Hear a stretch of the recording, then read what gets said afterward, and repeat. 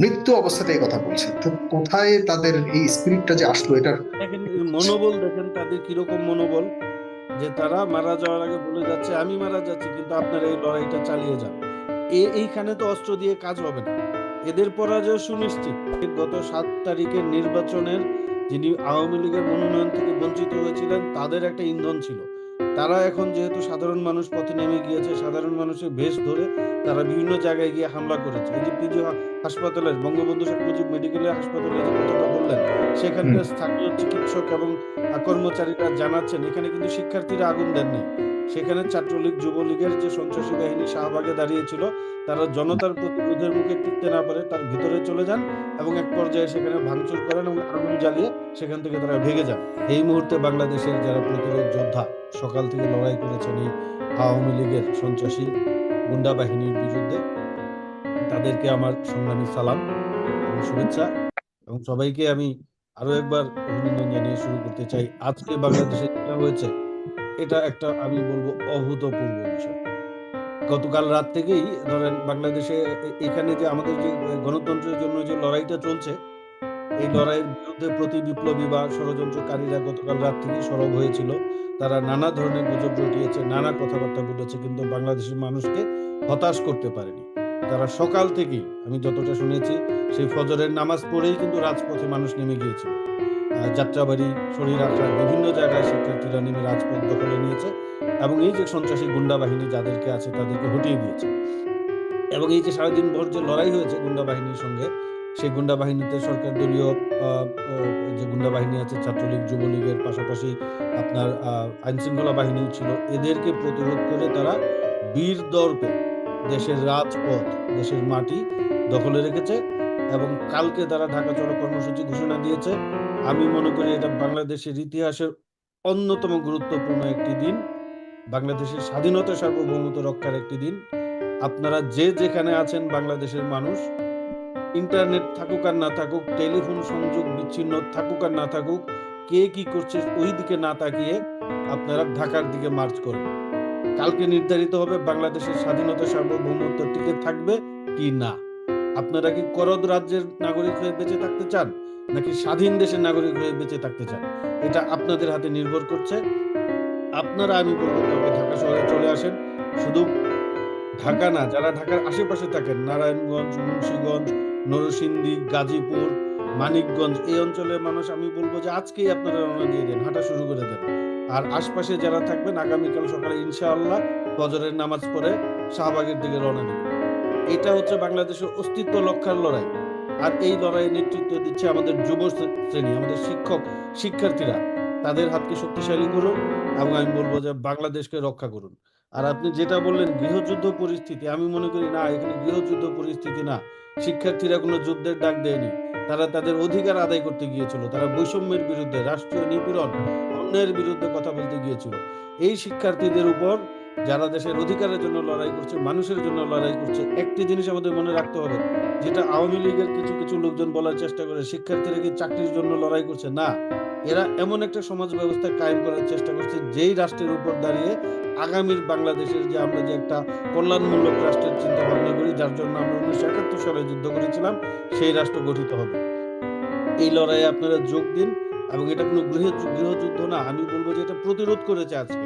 আজকে প্রতি আপনি ঘন্টায়, এই যে গৃহযুদ্ধ না আপনি বলছেন, কিন্তু প্রতি ঘন্টায় ঘন্টায় যে পরিস্থিতি তৈরি হচ্ছে, এই মাত্র আমার সামনে আছে নেত্রকোনার শ্যামগঞ্জ বাজারে পুলিশের উপরে হামলা হয়েছে, সেখানে প্রায় 400 গুলি সহকারে তাদের অস্ত্রশস্ত্র ছিনতাই করে নিয়ে গেছে। এটা ইয়েতে, এখন এই অস্ত্রগুলি ছিনতাই করে যদি নিয়ে যায়, তখন তো দেখা যাচ্ছে এটা আবার অন্যভাবে ব্যবহৃত হতে পারে। আবার অন্য না, এই এটা জায়গায়। এটা ধরেন এইখানে যেটা হচ্ছে, এই এই এই এই এই আন্দোলনের সুযোগে কিন্তু আমাদেরকে মাথায় রাখতে হবে যে আওয়ামী লীগের আভ্যন্তরীণ কুন্দলও কিন্তু এখানে অনেক কাজ করছে। যে সিরাজগঞ্জের যেই ঘটনাটা বললেন, এই যে এনায়েতপুর থানায় হামলা করে 13 জন পুলিশকে মেরে ফেলেছে, আমি হুম। যেটা শুনেছি যে সেইখানে গত 7 তারিখের নির্বাচনের যিনি আওয়ামী লীগের মনোনয়ন থেকে বঞ্চিত হয়েছিলেন তাদের একটা ইন্ধন ছিল। তারা এখন যেহেতু সাধারণ মানুষ পথে নেমে গিয়েছে, সাধারণ মানুষের বেশ ধরে তারা বিভিন্ন জায়গায় গিয়ে হামলা করেছে। এই যে পিজি হাসপাতালের, বঙ্গবন্ধু শেখ মুজিব মেডিকেল হাসপাতালে যে কথাটা বললেন, হুম। সেখানকার স্থানীয় চিকিৎসক এবং কর্মচারীরা জানাচ্ছেন এখানে কিন্তু শিক্ষার্থীরা আগুন দেন নাই। সেখানে ছাত্রলীগ যুবলীগের যে সন্ত্রাসী বাহিনী শাহবাগে দাঁড়িয়েছিল, তারা জনতার প্রতিরোধের মুখে টিকতে না পারে তার ভিতরে চলে যান এবং এক পর্যায়ে সেখানে ভাঙচুর করেন এবং আগুন জ্বালিয়ে সেখান থেকে তারা ভেগে যান। তো এটা কিন্তু এখন এই যে আপনার এই যে আন্দোলনটা যে আছে, গণ অভ্যুত্থান যে সংগঠিত হতে যাচ্ছে, এটাকে নানাভাবে সংজ্ঞায়িত করার জন্য, ট্যাগ দেওয়ার জন্য কিন্তু সরকারের লোকজন নাশকতা করতে পারে। এই ছাত্ররা অস্ত্র দিয়ে কি করবে? হুম। এরা তো এরা তো কোনো সরকারের বিরুদ্ধে যুদ্ধ এই পরিস্থিতি তো কালকেও থাকতে পারে, এবং আপনি জানেন যে কালকে তো সবাই বিভিন্ন দিক থেকে আসবে। এই পরিস্থিতির মুখে যদি ছাত্ররা পড়ে, তখন তারা কি করার আছে বা কি করতে পারে? না, এই যে একটা জিনিস দেখেন, গত কয়েকদিন ধরে আধুনিক অস্ত্রে সজ্জিত যে আমাদের সেনাবাহিনী, বিজিবি, র্যাব, পুলিশ হেলিকপ্টার দিয়ে গুলি করেছে, এটা তো যুদ্ধ অবস্থা। এই যুদ্ধকে তো আমাদের এই বীর নাগরিক, বীর সন্তানরা ঠেকিয়ে দিয়েছে। এখনো কিন্তু রাজপথের দখল কিন্তু তাদেরই আছে। তাদের এখন আপনি বলতে পারেন এই অস্ত্রধারীদের কিভাবে ঠেকাবে? এই অস্ত্রধারীদের ঠেকাবে তাদের মনোবল ও সাহস। আজকে আমাদের নারায়ণগঞ্জে সকালে চাষারা দখল করে ফেলেছিল এই বিক্ষুব্ধ জনতা। তারপরে পুলিশ এবং আওয়ামী লীগের পান্ডারা হামলা করে তাদেরকে হটাতে চেষ্টা করেছিল, কিন্তু পুলিশ এবং আওয়ামী লীগের পান্ডারা টিকতে পারে নাই। জনপ্রতিরোধের মুখে তারা পালিয়ে গিয়েছে। জনগণের হাতে অস্ত্র লাগে না তো, জনগণের সাহসী মূল অস্ত্র এখানে। 1971 সালে আমাদের হাতে খুব বেশি অস্ত্র ছিল না পাকিস্তান সেনাবাহিনীর তুলনায়, কিন্তু আমরা ছিলাম সংখ্যায় বেশি, আমাদের সাহস ছিল অদম্য। সেখানে পাকিস্তানের বাহিনী দাঁড়াতে পারেনি, এই পেটোয়া বাহিনীও দাঁড়াতে পারবে না। আপনি যেটা বলছেন, এইখানে তারা কোনোভাবেই দাঁড়াতে পারবে না। কালকে আমি মনে করি বাংলাদেশের একটা ইতিহাসের বাঁক ঘুরে যেতে পারে এই যে ঢাকা চলো কর্মসূচি। এবং সেখানে আচ্ছা, আমি মনে করি যে এইখানে বাংলাদেশের নাগরিকরা কালকে গুরুত্বপূর্ণ ভূমিকা পালন করবেন। এখানে পিছু হটার কিছু নাই, ভয়ের কিছু নাই। এখানে তো আপনাদেরকে দেশকে রক্ষা করতে হবে। ভয়ের কিছু তো দেখছি না। তারপরে আমার সামনে যে আমাদের ফেস দ্য পিপল যারা দেখছে, তারা জানে যে ফেস দ্য পিপল ঘন্টায় ঘন্টায় না, প্রায় কয়েক মিনিট পর পর পুরো আপডেট আমরা দিচ্ছি। এবং আমি নিজে, যদিও আমি নিজেও, এগুলিতে আমাদের এডিটর্স আছে প্রায় 15 জনের মতো এডিটর্স, তারা ওখানে কন্টিনিউয়াসলি কাজ করছে। প্রতি 10 মিনিট অন্তর অন্তর আমরা আপডেটস গুলো দেখতে পাচ্ছি। দুজন প্রায় মৃত্যুর কাছাকাছি এমন অবস্থাতে তাদের স্টেটমেন্ট নিচ্ছে।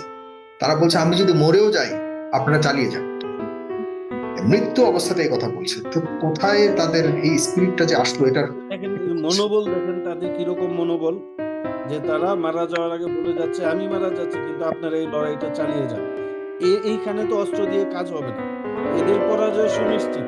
এখন যেটা হচ্ছে, এরা পরাজয়টাকে বিলম্বিত করার জন্য জনগণের উপর, আপনি যেটা বলছেন গৃহযুদ্ধ, জনগণের উপর এক ধরনের একপাক্ষিক যুদ্ধ চাপিয়ে দিয়ে প্রাণহানি ঘটাচ্ছে। এই যে আজকে যে ধরেন শতাধিক নিহত হয়েছে, গতকাল যে তারা যে এই যে ঘোষণা দিল যে এই শিক্ষার্থীদের তারা প্রতিরোধ করবে, যুবলীগ ছাত্রলীগ, কোথায় তারা? কতক্ষণ? ঢাকায় 7 মিনিটে ক্লিয়ার করে দিবে। ঢাকায় কতক্ষণ দাঁড়িয়েছিল তারা? এই সামাজিক যোগাযোগ মাধ্যমে চিৎকার চেঁচামেচি করা ছাড়া। তারা যেটা করেছে, তারা নিজেরাও মরেছে। এমন তো না যে তারা মরেনি। আপনি যেটা বললেন নরসিংদীতে মরেছে, বিভিন্ন জায়গায়। আমরা যেটা জানতে পারছি, বিভিন্ন জায়গায় রংপুরে 2 জন সম্ভবত মারা গিয়েছে বা আহত হয়েছে। পাবনায় প্রায় মারা পর্যন্ত 91 জনের খবর আমাদের কাছে আছে। 91 এই জন। 91 জনের মধ্যে কিন্তু কমপক্ষে অর্ধেকেরও বেশি আওয়ামী লীগের নেতাকর্মী আছে। রাইট। এখানে এখানে যে শুধু শিক্ষার্থী মারা গিয়েছে তা না, নিজেদের দলের লোকজনও মারা গিয়েছে। তাইলে হ্যাঁ, পরে কিন্তু 6 জন আওয়ামী লীগের একদম রানিং চেয়ারম্যান সহ। তাইলে পরে বোঝা যাচ্ছে যে এরা নিজেদের পতনকে ঠেকানোর জন্য নিজেদের কর্মীদেরকে মৃত্যুর মুখে ঠেলে দিচ্ছে। আমি আওয়ামী লীগের নেতা কর্মীদের বলবো, আপনারা শুধু এই স্বৈরাচারী সরকারকে রক্ষার জন্য পথে নাইবেন না। কারণ বাংলাদেশের পরিস্থিতি এখন ভিন্ন। এটা আর 10টা রাজনৈতিক আন্দোলনের মতো না। এটা একটা গণবিপ্লবে রূপান্তরিত হয়েছে। এই বিপ্লবকে যদি আপনারা বাধা দিতে চান, বিপ্লবের জোয়ারে আপনারা ভেসে যাবেন।